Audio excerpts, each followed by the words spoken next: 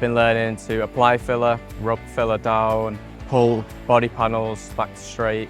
I've learned how to weld. It's a lot, but once you know what you're doing, it's quite easy. My tutor's been perfect. He's walked me through everything. He makes sure I get something right before I move on to something else. Being able to see the car when it's damaged first, repairing it, and then seeing the end product when it's all finished. I'd say just go for it. It sounds cliche, but I was scared at first. It was my first job. I was like, oh, it's going to be a lot, but it's not hard. As long as you get on with the work, it's easy, really.